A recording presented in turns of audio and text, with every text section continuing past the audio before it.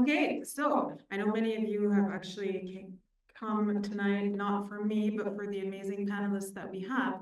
So I do want to invite panelists now to stage. The amazing Fadi Ghandour, who's founder and CEO of Wanda Capital and founder of the amazing Emirates. Nader Al-Bastaki, our wonderful host for the evening, who provided us with this great space, managing director of the Dubai Future District Fund. I did say it right this time. And then Sabreen Rahman, who's the managing director and head of sustainability for EU MENA HSBC, Dr. Sonia Jaffer, CEO of the Abdullah Al Foundation, and the amazing Mona Atayr, who's the founder of Mom's World and co-founder of bint.com, who's joining us online. Mona, are you? Yeah, she is there online. Amazing. All right. Thank you, guys. So I think first of all, thank you all for being with us. Thank you, Mona, for doing this online. I know you had another event and you couldn't make it here, but I appreciate you joining online. So I just wanted to ask you all very quickly, did anything you heard, was anything that you heard in the report, was it like a shocker, or I absolutely don't agree with that, or I 100% agree with that? Yeah, go ahead. Please don't say you're going to kill me.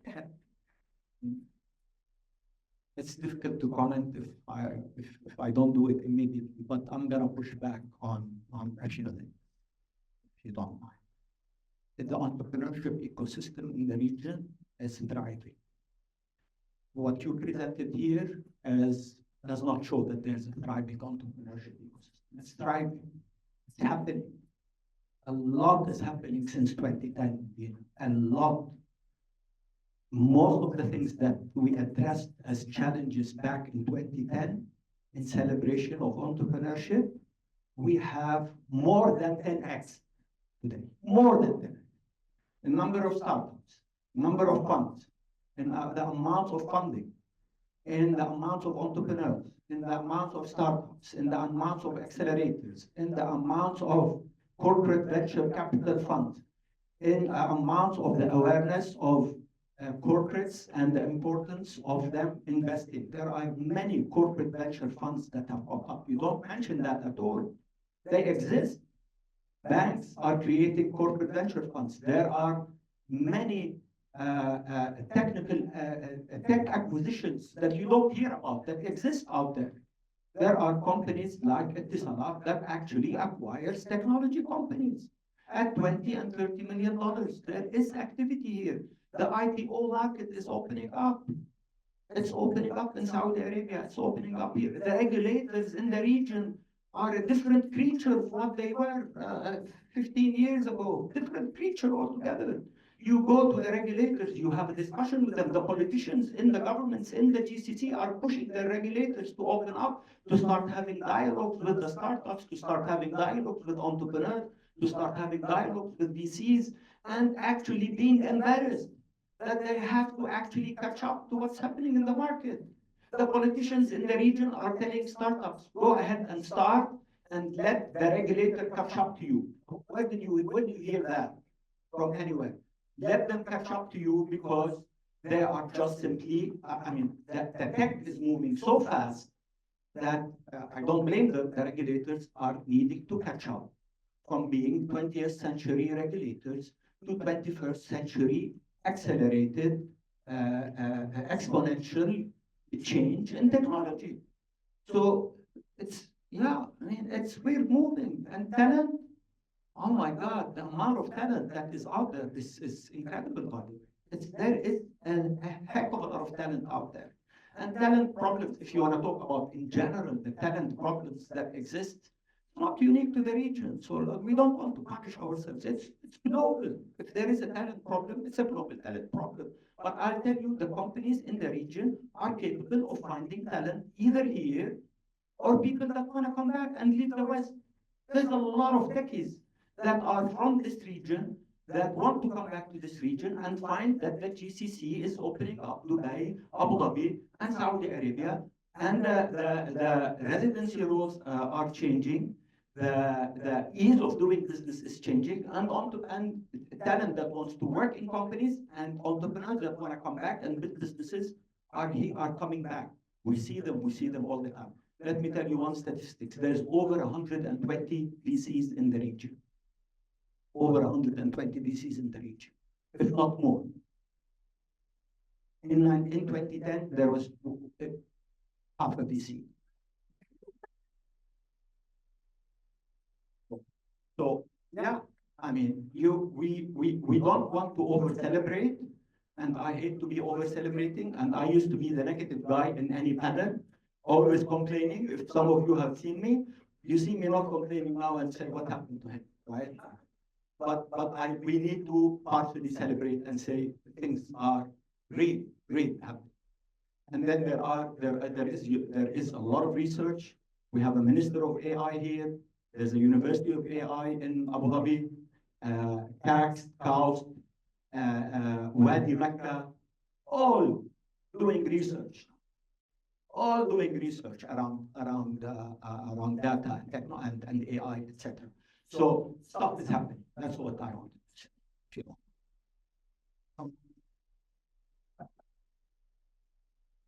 say. Add to that. So, Fadi, I'm going to try to manage your level of energy. It's been a long day. Look, I will try to keep everyone entertained a little bit. But one thing I did want to highlight, Dina, is perhaps we should also look at the soft power that the GCC has when it comes to philanthropy, right? This has been evolving over the last few years, and especially, and I know you and I were talking about it, and it's not captured in the slides that you'd have. But obviously there is a funding gap, right, for the energy transition, the new economy and so forth. But what the UAE, what the GCC has been doing is really wielding that soft power that philanthropic giving gives in multilateral settings. So for example, COP28, we are the first ever business and philanthropy forum.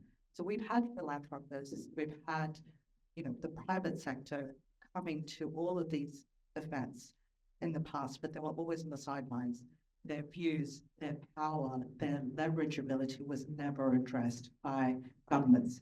We changed that. So we not only did we have that, we've set a legacy. So this has been institutionalized in the UNFCCC framework. And in Azerbaijan, in 2 weeks' time, we'll have the second business and philanthropy forum. So I think that is the power of the Middle East, that we're saying, look, philanthropic capital has a role to play. We've been doing this for years, and we're here to stay. We're going to really shake things up because the world needs it.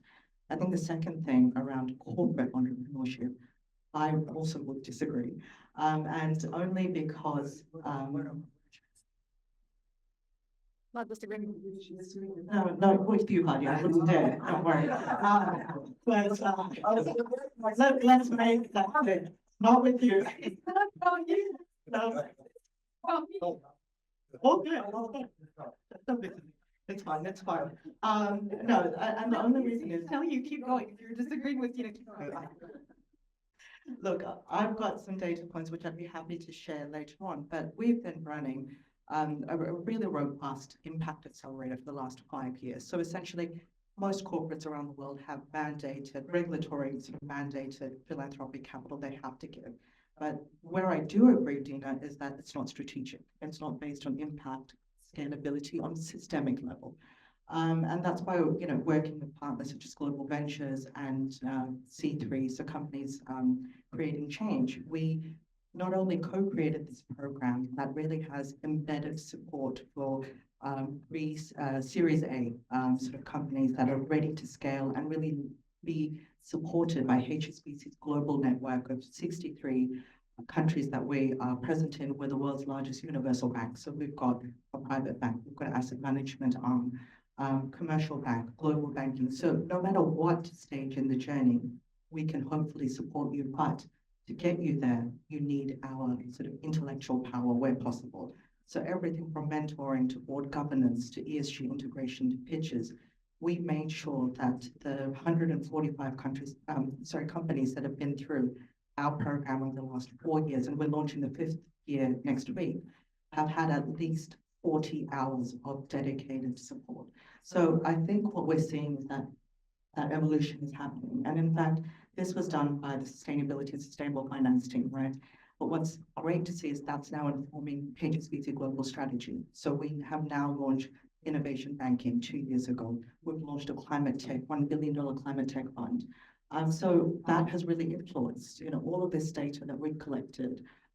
We've de-risked, we've supported using our philanthropic capital is now really changing our commercial strategy.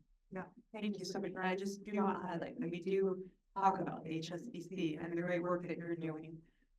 Ned, then I'll do this on Anna. What I wanted to say is beautiful work. I think a lot of that resonated. Well, what I wanted to add to the work that you've done is I agree with a lot of He did warn me before he came, but I'm only a messenger of the data that came from our interviews. It's not a reflection of my own personal opinions. What I'll say though, the participation of philanthropic capital and diversifying sort of the capital mix in our sectors is an evolution, and I think part of it is the complementarity. But what I wanted to add to what I saw on your data points or the organization, but we don't have a fantastic here, so there's one set of issue of incomes coming out here. The types of philanthropic capital, or at least we're seeing over here, is more of it is cost supposed to tech or tech driven R&D driven. So seeing that complementing what project is really told of what's happening would boost that even further. The stage complementarity, so earlier, deeper. Sabrina talked about climate. When it comes to biotech, when it comes to deep tech in general, it needs a different type of blended finance mix that comes together and really happen. So that mix, when it comes, how it comes and how it starts complementing VC activity here, would definitely diversify the mix of sectors where the capital going, but then also diversify the mix of investors in the sector, so the investors in the VC funds doing their commercial activity. So there's a lot of, as you mentioned it, right, there's a lot of government activity, but it can't just be limited to government sort of capital going in, because the capital structure also can be reduced by having capital, or and the example maybe I want to give is the opportunity of capital in this region. We're going to a boom in this region. The opportunity cost of capital here is immense in terms of sector diversity, right? How do you get it into innovation space even more is getting philanthropic capital or different cost structure reduction mechanisms to get more of it into, for example, innovation, getting it more exciting for entrepreneurs and builders to go into the innovation space as opposed to going to market with the beta as high to drive, just drive the beta wave. I want to drive something that will not just address the markets here, but go even further. I want to really drive the innovation at that. And that makes, I think, the complementarity as well as the blending is a big part of the fact that I'd like to see more of. I agree. Sonia. Well, I think that it's hard to do research and present findings, because if you agree with it, the research is good, the data is good. And if you disagree, then you did something wrong in methodology. So I question some of the kinds of questions you were asking, because I do resonate with some of the friction with the results that we've heard. And I'll take us as an example. As a philanthropy, we have had long drawn out debates with potential people we wanted to fund. And the reason why is because in addition to the 5-year financing that we wanted to offer, what we wanted in return was that they make a business plan that would allow them to sustain it for the long term. And that was a friction not with us as a philanthropy, which I feel we get blamed for all the time in these kind of reports, but it was a friction with the receiving end. And in particular, I can think of 2 universities which will remain nameless because we're still friends. But it's not just them, right? It's very much, there's a very kind of flimsy definition of philanthropy in this region. We have a really good definition of the Western types of philanthropy, but over here, it is very different. And His Excellency literally runs us like one of his business units. So the ROI on everything that we invest, and you had said it's an investment, we do consider an investment. I answer the same questions as all his other CEOs does with regards to KPIs and operational efficiency and all those pieces. And we do invest in the people we support, not only the beneficiaries as the end kind of users of our services, if you will, but the organizations we support. And so whether it be DOT, for example, when we started with them, my goodness, almost 8 years ago or 9 years ago, they're not the same organization. And that's partly because we're pushy. And we get to be pushy because we have the money, we're the donor. And so we use that to say, I want you to go from just upskilling for the sake of upskilling and then blaming the kids because they can't get a job, because after all, I upskilled you. I did my job. Isn't that nice? I'm a philanthropy or I'm an NGO. To how is this going to have impact? And we measure impact by the outcome for the user, for that end user, beneficiary, which we call them a participant. So that youth, did that youth get a job? Well, no, they weren't getting jobs. We didn't think that that was good enough. So they've now started their own venture to be able to help youth enter the digital economy. And through those small kind of entry points, they've been able to build their CVs and get full-time employment. And some of them also have created their own entrepreneurship through our push as well. So it's not about training, it's about the learning to earning pathway for us. And that earning piece, with all due respect, is why we think innovation and entrepreneurship is important. Otherwise, I wouldn't care. But entrepreneurship means you get to earn money.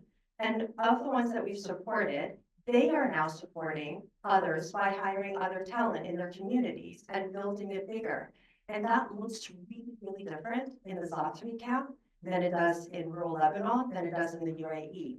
So we also can't have one color for all of this because the region is so diverse and the needs are diverse.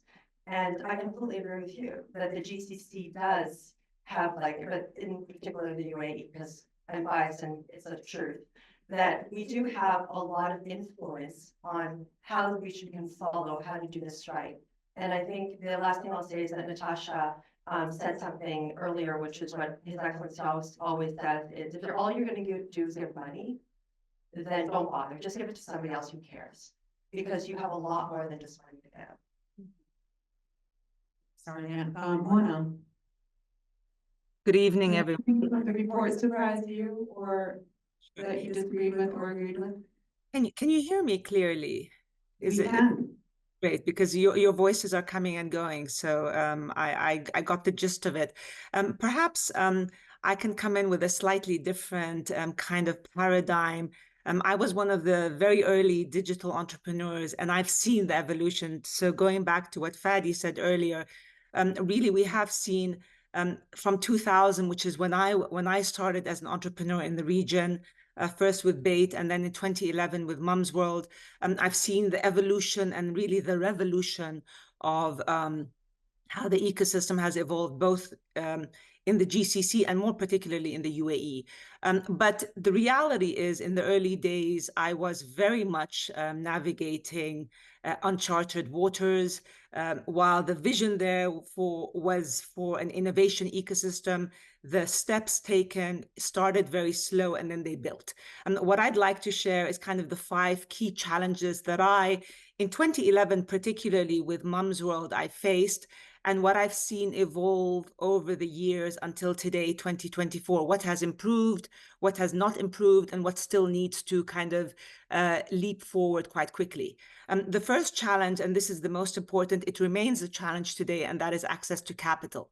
For me, seed funding, early stage funding existed, a handful of it existed, from friends, family, and they call them fools. I don't think early stage investors are fools. I think early stage investors are brave and visionary, but that's kind of what I had to tap into in 2011 for Mums World. And then the B round and the growth stage funding was hit or miss, very, very difficult. What I thought would take me, 3 to 6 months took me a year and a half. And the reason for that is multiple fold. You had the handful of private equity of the private equity that wanted low risk and fast returns. And then you had the handful of local VCs, not international VCs, because the region wasn't relevant enough for them at that time. So the local VCs were looking at hot industries, and e-commerce was not one of the hot industries for various reasons. One is it was capital intensive, high risk, incredibly complex, and the path to profitability was elusive. And then you also had this kind of graveyard around the world of e-commerce wannabes that tried to succeed and didn't succeed. And this is from, the best corporations. So for all intents and purposes, e-commerce for VCs and PEs was a big cross. And then, factor in the fact that I was a woman, that, globally, statistically, didn't receive as much funding. Now, to be clear, I never built my businesses, any of my businesses, with the hat of being a woman or not. I built my businesses with the hat of how do I create value. And this is why we ended up raising $50 million of funding over the years and exited. But that was a big challenge. And I'll talk in a minute about how that has evolved. The second big challenge was kind of navigating the regulatory environment. Remember, businesses like Mums World and Bait and others were outpacing the regulatory environment. So we were running at 1,000 miles an hour. And by the nature of the regulatory environment, it was kind of stepping slowly and cautiously.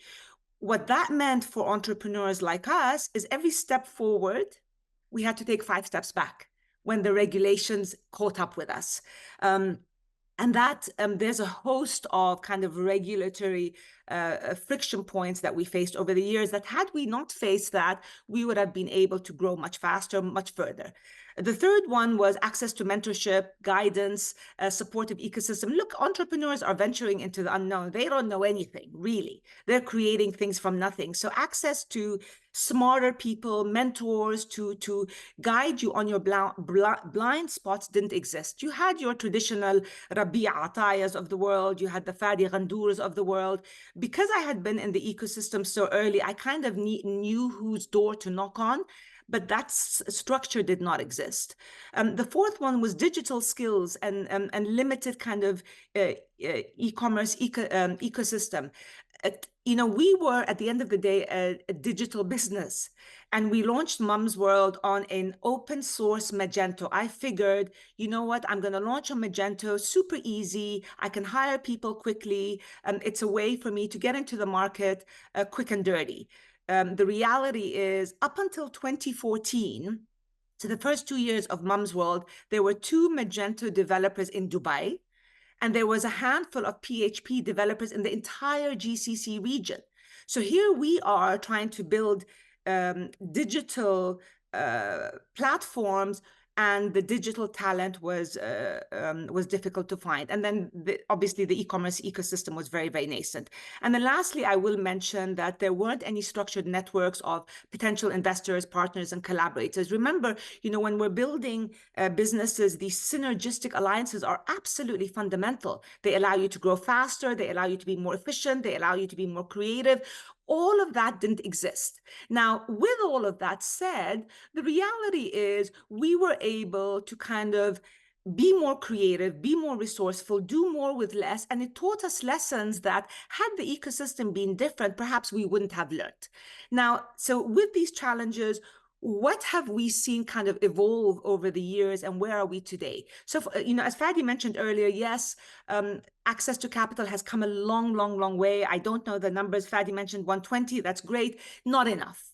We don't still have enough venture capital that looks at high-risk businesses, or businesses that have perhaps a long-term view and that are not immediate immediate return. So I think there's still a lot of work around capital and a lot of work around female capital. I've seen a lot of incredible female businesses that simply close down shortly thereafter because they don't have access to capital. The second one is this kind of regulatory environment. We've seen a lot of things happening, particularly in Dubai around that. So funding think tanks, policy research initiatives, all of this is kind of happening. We're seeing policy change makers with a keen eye to change things. And so while we're early days, certainly Dubai is I would say at the forefront of, navigating this regulatory environment to make it much more frictionless for people for entrepreneurs like us. One part of this that's very important is the legal education program. Legal frameworks and navigating the legal friction points is something that most entrepreneurs are actually very naive about. We don't know what we are allowed and not allowed to do until we do it and get slapped on the hand. There's no blueprint on, yes or no. And remember, when you're creating innovative, transformative ecosystems, likely that the legal framework is not yet defined. So this is an area that needs a lot of work quickly. On the skills and skills development, again, we do need a lot more digital skills development programs. We've seen some kind of pop up over the years, but not enough.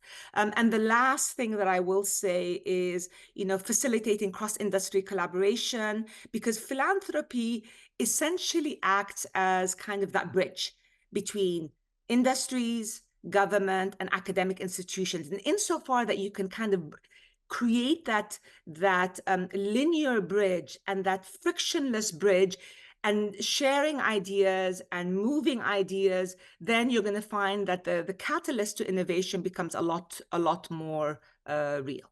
That's it from me. Thank you. I just want to say, if you were here, I'd give you a big hug, but you're not here. But thank you so much for your remarks. I just have, one really, really quick follow-up, and I just want you to answer very concise, and then I have a couple of quick follow-ups, and I'll open it up for questions. If there is one thing, just one very specific thing that you wish the philanthropic sector would do for innovation-driven entrepreneurship in particular, what would that be? I mean, I'll start with, the most obvious. At the end of the day, you can't build any business that's transformative, particularly without capital. Everything else comes after that. So having much more, a clearer view on access to capital. We talked earlier about partnerships between philanthropy and VCs, blended finance. All of that is something that I think the region needs to look very carefully and quickly at if we're going to see innovation. And the other thing, sorry, Dina, I will add to that, is it's kind of almost like a DNA or a cultural mindset of shifting from a risk-averse to a try it, fail fast, and we forgive you. You can learn fast. So try it and learn fast as opposed to fail fast. There is still very much this culture of, we are risk averse. We either see the finish line or it's less important to us. And I think that cultural shift is important for transformation to occur. Thank you, Mona.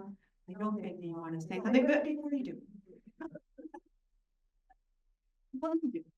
I'm almost scared that Fadi is already jumping in. Okay, Fadi. Yeah, I feel you. I feel you. Before you speak, I just want to say something. I'm gonna let you speak, but I just want you to also answer. Very briefly, I just want to be clear that the study was not focused on the entrepreneurship and innovation space. It was focused on the role of philanthropy in the entrepreneurship and innovation space. Having said that, we did really give a lot of credit to what the government and governments in the GCC have done to see this sector evolve. But this is a reflection of what the people, we interviewed, what we said, what they said in those interviews. And I think philanthropy is still lagging behind in its contributions to the sector. Even though the sector has evolved significantly, there's still a lot more work to do. Now, I may give you the floor to speak, but I'd also want you to address the specific question of what role do you want philanthropy to play? So the one thing that, I'll answer the question you asked. Mona, and the one thing that I think is missing and it's happening much more is a collaboration between government and corporates in doing research at universities. There is that's philanthropic money that needs to be involved about the big families here. And not only research for the sake of research, as important as that is, but how do we take that into solving problems? And not necessarily creating businesses out of it, so that even though that could be it, but I wanted to go out to solve problems in society. Healthcare, crime. There are healthcare issues in the region that are specific to the region. And we don't need to import other people's knowledge to that. We need to do our own research to it and solve it. So, Does it in the MDNet BI? no, I know, I'm saying more. I'm not saying it doesn't exist. I'm saying if there is one thing that private money and philanthropy can do is collaborate with government, because government really, at the end of the day, controls all the universities. Yes, but the problem in the future, sorry, I'm trying to near. The problem in the region and in the corporate field is that unless you're a giant and you have those big capital and maybe you also do foundation within the corporate, the medium corporate, but not the small one, I'm not Exactly saying that. I'm saying we need to do more of them. So that's exactly what I'm saying. And so there has to be a collaboration with governments in this, because you can't have access to universities independent of the people that actually control governments. Now I can answer your question. I think you did, but I do think that in this study, several people we interviewed said, there is this corporate entrepreneurship responsibility framework that was released, but was not well adopted. I think what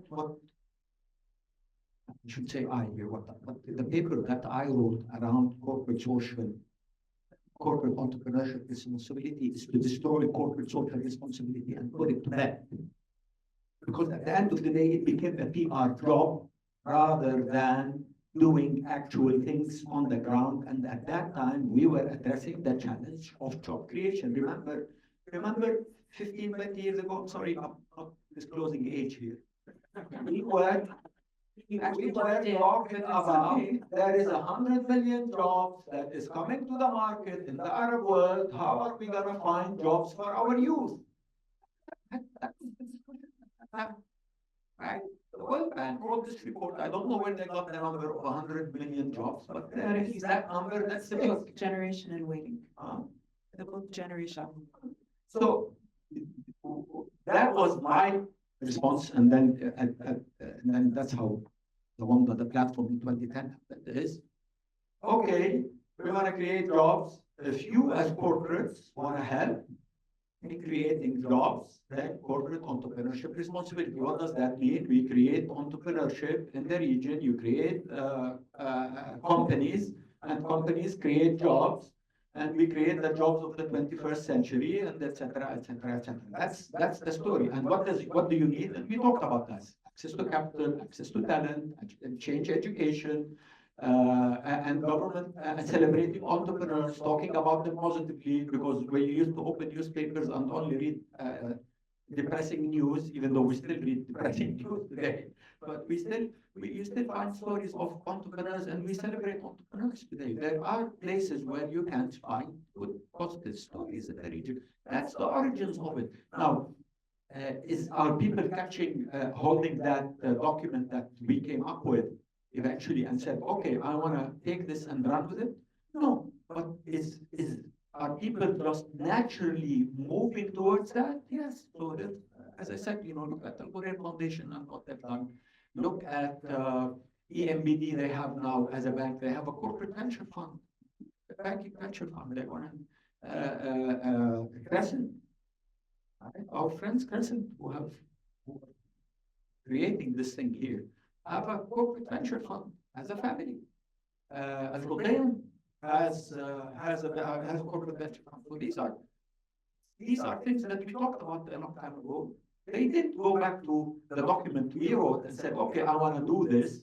They just did it naturally because it's about markets, really. It's about needs in the markets and people react to them because they feel maybe there's technology that's disrupting you as a family business. So what do I need to do to actually catch up? I will invest. Banks are being disrupted by fintechs. What do? We invest in fintechs. We either buy them or we actually invest in them. And so once you feel the pain, you will react. And so we were talking theoretically, but the markets woke us all up to do things. We need to do all of these things we talked about are happening. But what I would support from your report completely is we need to double down. We need to do much more. This is a big region. It's not enough. And my last point, by the way, don't forget that sovereigns in the region woke up to the region. The original mandate of the sovereign wealth funds was to invest outside to counter balance the income that comes from oil so that we can become, when oil runs out, you have something else, right? And so what then a few years ago, it was realized by the leadership here. You need to change your mandates. PIF invests heavily in Saudi Arabia. ADQ is about that. Mubadala, who thought Mubadala would ever invest domestically? So has that changed? Yes, it changed because the market required it. If you want to create the jobs of the 21st century, you need the power of the sovereign wealth.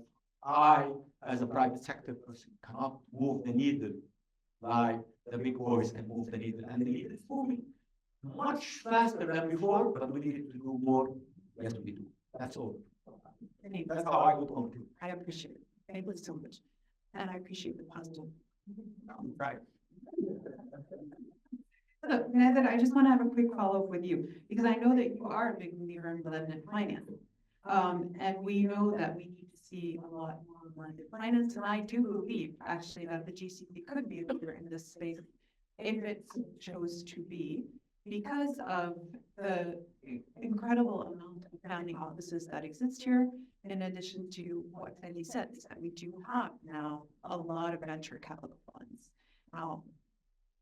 My question to you is, what would be your approach, and how would you really talk to the philanthropic sector that this is the way to go, that it's time for them to put some of their philanthropic dollars into some of these funds, including your own? The first thing I want to say is, I want to highlight what you said. There's all of what you mentioned that is happening without any fiscal levers. So there's the corporate taxation incentivizing corporates to Amira's question to get the philanthropists or the corporates to do this. The income tax doesn't exist, so there's still the lever back to incentivize individuals outside and to do profit work and direct it in any way. People are doing it because they want thought leaders, they want to be awareness builders, they want to do this because they want to drive change, and thought leaders all do a lot of lazy work in that space. What I'd like to see more of is to unlock these leaders that work with lever and direct it towards places that haven't been directed or receiving or recipients of as much as they have been in the past. So if there isn't enough of it in education and R&D, more of it there, and not only dependent on government grants to drive those forward, is getting corporates more involved, individuals more involved, whether it's awareness building or affirmative action, or it is fiscal lever that drives sort of that agenda until it becomes a well-oiled machine to keep it going. I mean, there have been amazing initiatives on government perspective, sandbox initiative, R&D initiatives, so the RDI initiative that are on building weeks ago. Those are amazing things that really are building that narrative forward. But one item that I want to address and why it's important is in markets like the US, for example, you have massive pension funds that play a massive role in this sector, and having a sort of baseline of capital into vehicles like venture capital vehicles. Endowments they own to these vehicles.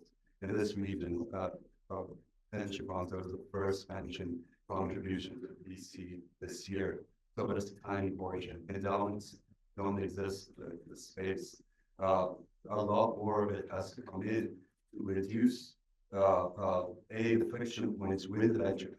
So this is long-term capital, this is complementary capital at the VC level. But then to Khalid's point on innovation, that early stage innovation needs different types of and one is one.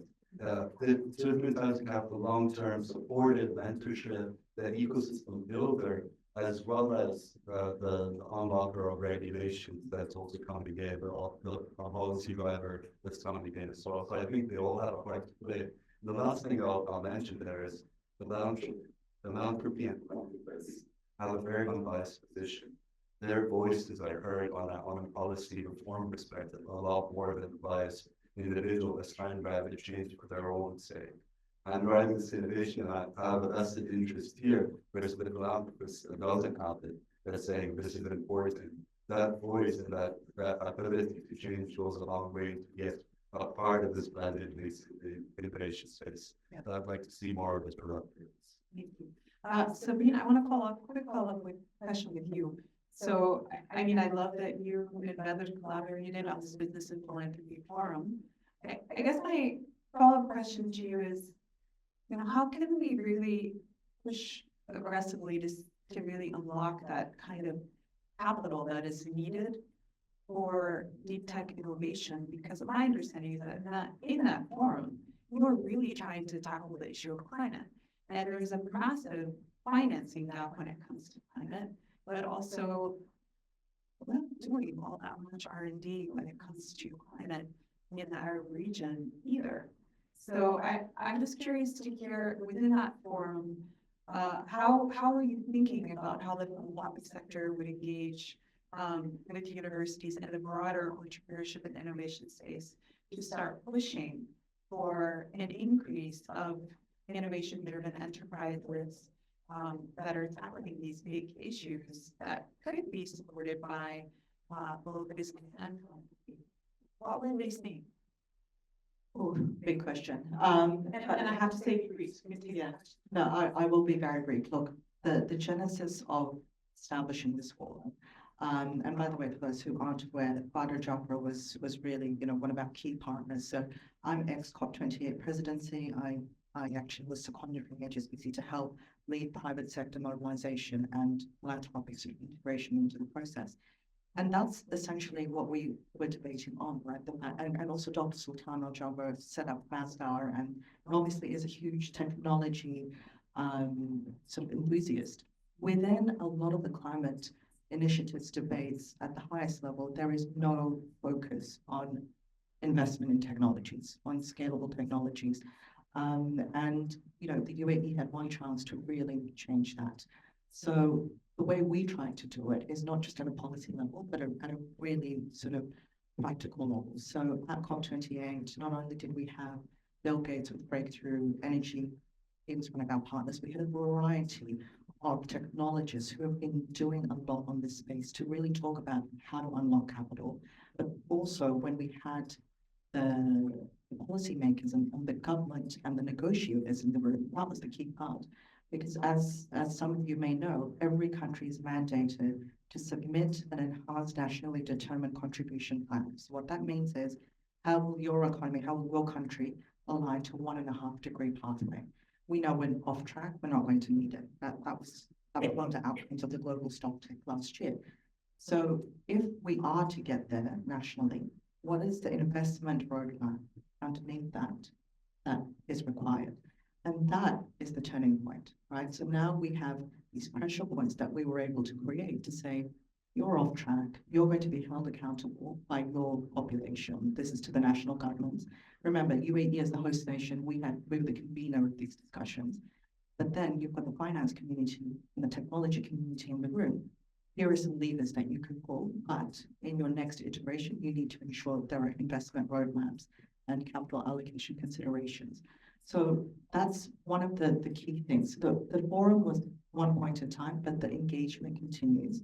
But we created a lot of policy levers and pressure points, which I think we will start seeing a lot of action on the next few years. You know, ahead of Baku, ahead of Brazil. I think that is a legacy the UAE will keep. And also Badr will retain his position as the Business and Philanthropy Ambassador for the UAE. So he accompanies our Minister of Foreign Affairs and so forth for a lot of this discussion. So philanthropy is here to stay, and we are leveraging that. Sonia, last question to you, and then I'll ask Natasha if she has any remarks after all of what you said. I think, you know, in our interviews, Khalid was often quoted as, you know, their foundation's doing this and they're doing that, and they're contributing a lot, especially when it comes to education, and also skills development, and in addition to that, you have started working in entrepreneurship education. What is the next frontier for Khalid, and is there a world where you will also be thinking about how to boost what we've all been talking about, which is that R&D component, and start to see not just the infrastructure to support R&D, but to really support scientists in these labs to actually commercialize and go to market and innovate to solve our local challenges? So I would argue that we're there already with the deals we've made with the universities. So I'm just going to be real specific because I'm a practitioner. So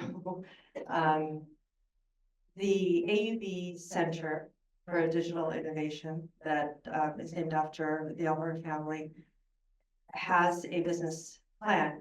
And the idea behind it was we have pushed and supported them to create online learning to help resolve, I would say, the barriers to higher education that the region faces through innovation in the online space, because not everybody can make it. Well, now, unfortunately, nothing to say about getting to Beirut, but not everybody can make it to campus, which is a centennial and a very excellent university. So we wanted them to think through how would they bring the education of that level, of that kind of caliber, to the rest of the region. And that's what our money went to do, really, to innovate there, to get them to think in a more entrepreneurial way about what they do. And going back to the paradox that you put up in your report about the idea that making money in philanthropic funds should not mix, because it's gauche, right? I argue that sustainability in the most basic definition has 3 pillars, and one of them is economic feasibility and continuity. And that's one piece. So I would say we're already in that space. We just don't make a big thing of it. And the reason I don't make a big thing of it is because it's an experiment. We're experimenting with this. It was a very, very different, it was our first time doing it. It was done in 2021 by the time we signed, but we started in 2020. And we had shifted how we were going to do philanthropy from simple, here's your money, we really hope you get done what you promised you would say you got done, to being on the steering committee, bringing in, I think we have IBM and Accenture and a lot of different corporates to the steering committee, sitting with them, meeting with them quarterly, following up on all KPIs, pushing them through, saying, you know, okay, this is not working. Who else can we bring? Being that mentor, right? So we're doing that across all of our kind of flagship pieces, because what we want to do is build models that work and give them away so somebody else can take that to the system, because that's a system level change, right? And now we're doing it in the UAE, and the Ministry of Education is part of that plan. So I feel like we have embedded it in our cooperation. What you're talking about is very much, can we give money to university to do R&D, right? Period. Whatever R&D they feel like doing. And that's just not our model of philanthropy. Our model of philanthropy is you know, there's a new Western code that's going around, trust-based philanthropy. Give me the money, I'll do it. Thank you, trust me very much. I am MIT, right? For example. I can guarantee, but I can guarantee that doesn't really happen with us. Not anymore, but let me tell you, the Arabs have been doing trust-based philanthropy for centuries. So this is not new to us. What's new to us is strategic philanthropy. What's new to us is saying, how will I take my business practices and put them in? That kind of R&D we're pushing through our industry connect to universities lens. And I don't think that there's an appetite for, here's some money, go do some R&D for the sake of R&D, because we don't have the people we serve. I don't think that our request is do R&D for the sake of R&D. I think our request is do R&D for the sake of solving big societal challenges like what Khalid said. And there's a dearth of funding for it. I would agree that there's a dearth of funding, but I would also say that there's a lot of funders who would be much more interested if there was a proposal that had a modicum of structure and outcomes and milestones around it versus I'm going to put their name on the building, which is what I received for 5 years. That's very fair. Very fair. Okay, thank you, Sonia. Natasha, I want to give you a quick minute if you want to remark on anything. I'm sure you do. And then Thank you, we'll Dina. get ready. I assume there are mics to hand out to those who have questions. I'll be very quick. It was very difficult to hear all the panelists, so I only I'm got so a little sorry. tiny bit of conversation. But one thing I do want to say is I think it would be a great exercise, and I think there's a big difference between different countries in the GCC, so we can't have one approach to even the whole GCC. I think it's quite more nuanced. But what I would say is it would be great to know what the good looks like. What does the successful innovation and entrepreneurship ecosystem look like in each of these countries? So if all these stakeholders can come together and identify that, I think it would be a good starting point, because then everybody can see what they need to do from their end to lead to that kind of ideal case scenario. So anyway, just I'll mention that because I think it would be a good exercise, but I couldn't hear most of the discussion. I'm so sorry because it's the mics. I'm the one who's sorry. I'm so sorry to all of those online if you couldn't hear. Okay, we're going to take a few questions from the audience. We'll take 4 questions and then we'll have the panelists answer. Basim, we'll start with you. I know, but I'm going to give it to Basim because he sits on the board of Sloan. It's all very command and follow up. It's an amazing panel because it represents the stakeholders of the model you've put in your. So we have the entrepreneur, the risk capital, the development, universities are here, and we have the corporate. And just to let you know, this model is created for a program called REAP, Regional Entrepreneurship Acceleration Program. And REAP has been at MIT Sloan for 10 years. Each year it has 2 cohorts. Each cohort is made of 7 to 8 cities. And each cohort has not only 6 or 7, 8 cities, each city has 6 to 10 representatives. So in 10 years, we've had alumni from cities across the world, 150 cities that came to MIT, Dubai, one of them, Mecca, Medina, Jeddah, Beirut, from all over the world. And within 150 or 160 cities, whatever you said today, I've heard it from all over the world. So it is not something that is specific to the region. The only subject that is coming new is philanthropy. How can philanthropy add a new layer to the stakeholder? And Fadi, you organically ended up with saying university has to speak to this capital, to the entrepreneurs. That is exactly the stakeholder model. It is how these 5 would interact with each other to create a much more optimal model. And there is no system across the globe that we've seen that works with university. It is extremely local. That is worked out. So Dubai, exactly what you ended up with. Dubai model is going to stay Dubai model. Medina model is going to stay Medina model in terms of the stakeholder model. So practically, it is a universal model that you can take, that you can look at the different stakeholders and see how they interact with each other. But the way the risk capital work with the university is local, but they can learn a lot from what MIT has done. And MIT started a few years back saying, you know, we're going to stop this military research, et cetera, et cetera. We're going to go and solve the world problems. And how are we going to do that? We're going to define certain track, and we say we're going to work on these. And on this campaign, MIT in 4 years has raised philanthropic money, $6.5 billion. The objective was $4 billion. Now MIT, with the new president, is going into a new set of philanthropic solving world problems.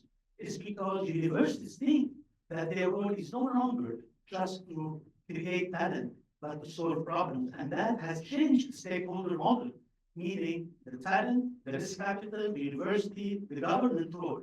And it's amazing what Dubai has done and what Saudi Arabia is doing, because they're going extremely fast. And we've been looking at this, and therefore, whatever you said today is that building block and improving whatever the document is. But my question to you here is, wouldn't you have a follow-up to that document? Because it seems it's outdated. Whatever you presented, it looks like maybe we should look at the market again. Maybe we should look at the questions again that have been asked and how people have answered them. And therefore, there is a reality today that is an aftermath of document. Thank you.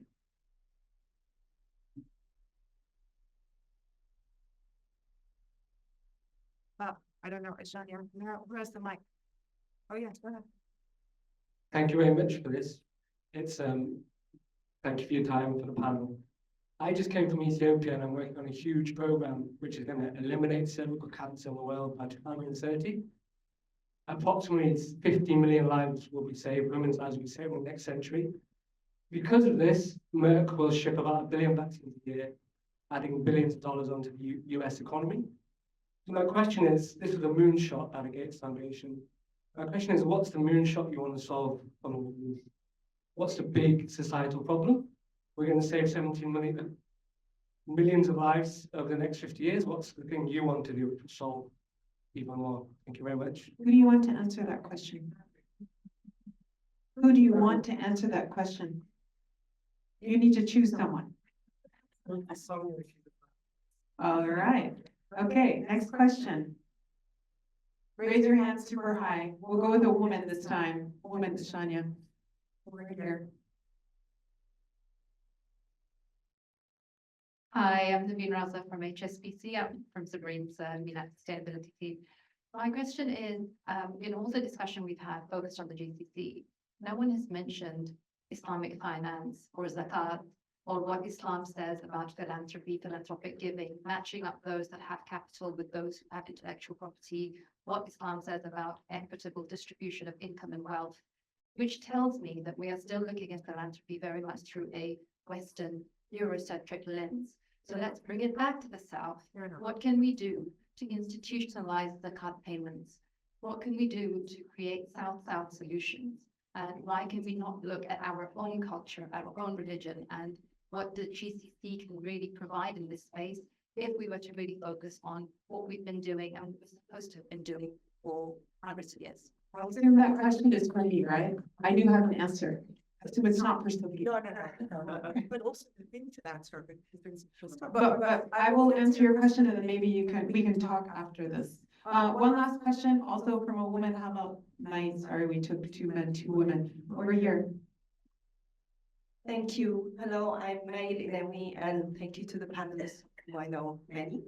My business is communications, but I've also been on the academia side, working with Dr. Sonia from one of the universities on all the philanthropic initiatives in the Career Foundation. But from my field of study, from communications, I think I see a gap in the work that's being done with advancing the awareness of philanthropy, entrepreneurship, and innovation. And what I'd like to offer here is that we need to demystify it. We need to make it simpler for people who are outside this field and want to tiptoe into it to understand, how can I enter this field? How can I make a difference? It's what we do in for-profit corporations. We make it simple to do the case study or to buy the product or buy the service.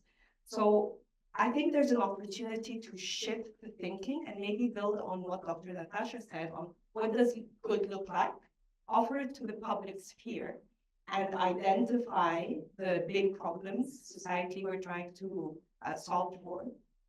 And then invite entrepreneurs and innovators to come and solve for that. Like give people how they can help. So that's an offer, it's not a question, but it was just building on all the conversations. Thank you, Mai. But since that was an offer, is there another question? And then we'll wrap up. We'll take another woman over here. Or three. We'll take you and we'll take Shedan in the back. Hi. And we're not going to take Hassan because he works for Pearl. Days of talking. I just wanted to go back to the role to add on to Sonia's point that I think she's identified the need for skill, the need for additional capacities, the need for funding has been identified.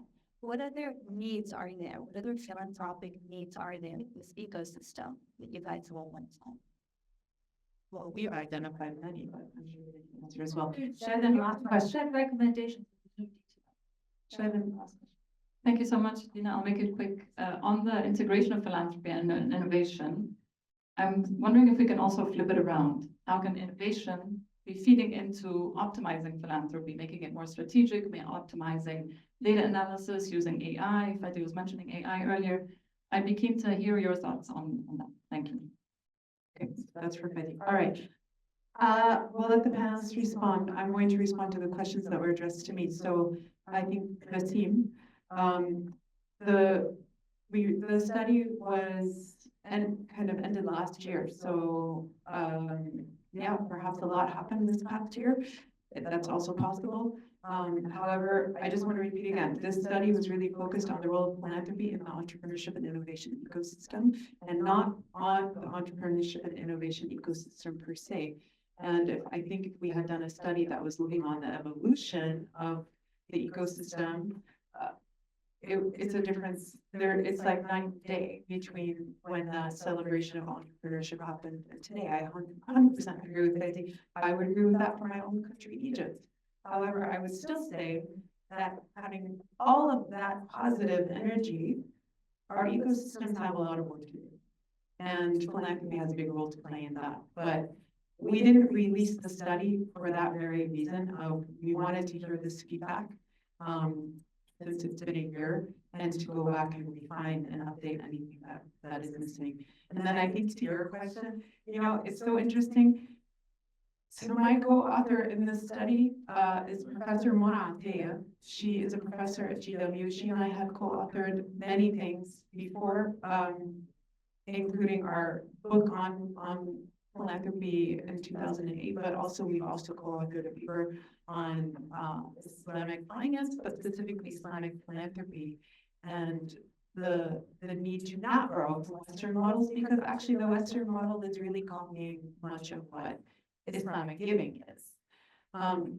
We debated a lot whether or not we should use an Islamic philanthropy lens in this study. And in the end, we decided against, for reasons I can get into offline. However, I do want to say that you're on point, and we also agree, and that could be a part two. This was really just a beginning. This could be a part two, and I think it probably absolutely has to be a part two. I think for myself and for Professor Mona Ateya, who has written a lot about philanthropy, she's a top scholar. I do believe that there's a lot that we could write about with regards to Islamic philanthropy and what that looks like and the role that it could and it should be playing specifically in entrepreneurship and innovation. And then, Can I just jump in very Mona, quickly? yes, you may speak. Sure, just a quick comment, something that was said earlier by one of the audience around creating understanding and awareness of really what is philanthropy, what role it plays within the innovation ecosystem. And I think, you know, at its very, very core, and this is, I think, something that we need to repeat again and again, And that is, we really are with philanthropy and innovation and entrepreneurship building foundational elements, the fundamentals. These are kind of the connective tissues that pull all the parts of the ecosystem together to allow businesses to scale, to allow them to scale with confidence, to scale profitably, and to kind of transform the ecosystem. And to Dr. Natasha's point earlier, I think it's important to look at the various markets within the GCC and what they've done over the last decade. And certainly you will see variances in every market, with I believe UAE kind of paving the path, but more importantly, or equally importantly, looking at other philanthropic markets, looking at what has Singapore done, what has the US done, what has the UK done. And, there are some interesting insights in these various markets. Now, I've looked at these other markets as well, and I've, been positively surprised that in a lot of instances, the UAE has already adopted a lot of these fundamentals. But again, how fast are you going to develop this, and how fast are you going to get the buy-in of the entire ecosystem? Because really the entire ecosystem has to be singing the same tune and has to be understanding what are we doing to drive transformation as opposed to just gradual innovation. Thank you, Rana. And like I said, that was the key finding. The ecosystem remains fragmented, and we need to see that kind of synchronization happen where they're unified around a particular purpose. Khalid, I know there was a question. I want to say something about Islamic finance. Just for a second. We mentioned that we need to have access to capital in the Emirates, and that includes, we didn't mean to exclude. So I'm certainly not promoting the Western model, but I would put a challenge when it comes to philanthropy, or Islam, philanthropy, if you want to call it that, is how do we make zakat strategic? Because zakat today is not strategic. It's giving neutral. That's what we call it neutral, because strategic means being active, going out and solving. There's so much, the biggest amount of philanthropy in the region is zakat. But do we know where the money goes? I mean, I'm asking a big question. No, not that it's not meant for corruption. It's not, it goes somewhere. But is it solving for problems? Is it meant to be? Because my understanding is originally zakat was meant to be strategic, historically, to solve for. And so the challenge is reverts to you.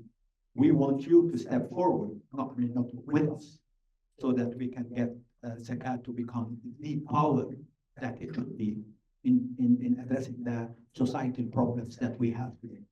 Add on to that the trillions of dollars that are locked in the GCC alone, that technically should be going towards solving strategic problems and creating equity.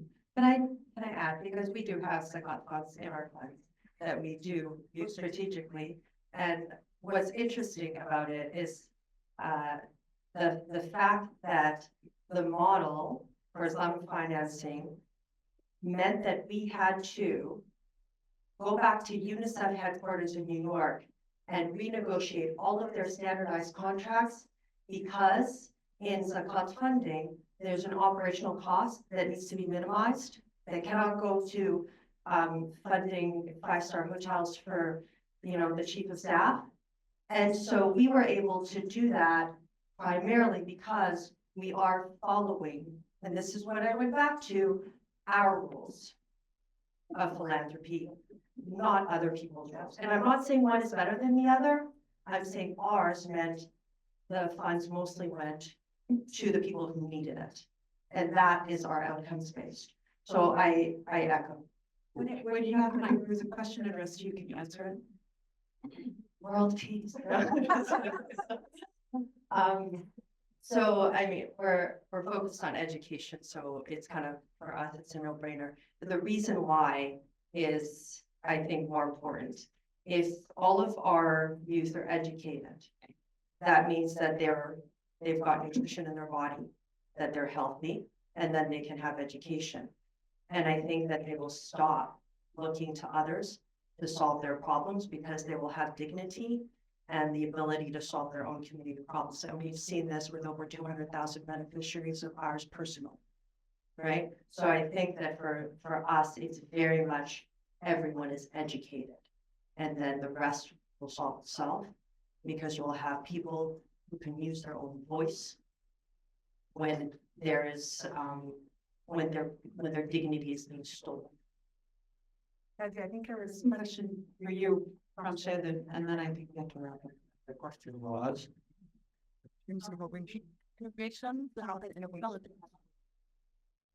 how can innovation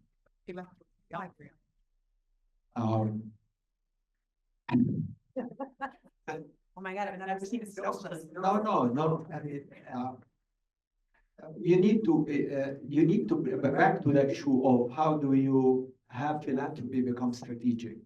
I mean, that's essential, and innovation is at the heart of it. So how do you actually take people who want to do philanthropy and work with them so that they can address societal problems, and that's strategic, and that's innovation.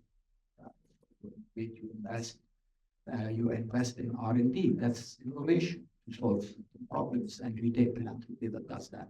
I mean, in the West, not that we always want to take Western models, but because the West has such a huge incentive, specifically in the US, tax incentives for giving, and that was discussing. And so they actually earmark for people will give you money to earmark for solutions at universities. So universities gear themselves around the philanthropy that comes to them so that they solve. We don't have that. We don't have that because we don't have that philanthropic money going to universities for solving. But this is only part of the answer to you. There's a lot that philanthropy and innovation can do together. Oh, that one's fine. I said, wrapper. Yeah, sure. Look, I just wanted to quickly address the question that you had about what else is required for entrepreneurship to really flourish. And I think on behalf of the corporate sector, I would encourage more and more corporates to try to incubate. So a lot of the entrepreneurial solutions that are out there are challenges to, are solutions to challenges we have, but we don't have the courage to deal with it, bring it in-house, work alongside our processes. And what we've seen is similar to the plug and play concept. It's incredible the co-benefit that creates, right? So not only does it help us, it helps these entrepreneurs, these solutions really be tested. And what we've seen is, you know, of the 145 startups that have been through our programs, 95% are still operational. They've raised over $300 million over the last 4 years because we put them through the ringer. So that is what I think is absolutely something we can scale here. Amazing. I know that we could go on forever, but we have to unfortunately wrap up. And I do want to say that I'm really grateful for my team at the center. I'm really grateful for the Pearl Initiative team. I'm grateful to Nazar and Dubai Future Foundation for hosting us. And I'm a big believer that when research creates a lot of debate, it means there's a lot of work that needs to be done. So I'm happy with this result. And we know that there's a lot more work that needs to be done. This was really meant to be a beginning. And it sounds like everyone feels that we need to go deeper and to create more spaces for this type of dialogue to happen. So I do want to thank all of you here, and I want to thank Mona and Natasha, who have stayed with us online, although apparently you couldn't hear very well. I'm sad that you couldn't hear very well, but you know, we can send you the recording afterwards. But I do appreciate you both joining us online. I appreciate all of you joining and coming through the traffic and staying until 7 p.m. So I'm very grateful for all of that, and thank you all for staying. And feel free to network, talk, get more refreshments, or you know, go home and rest.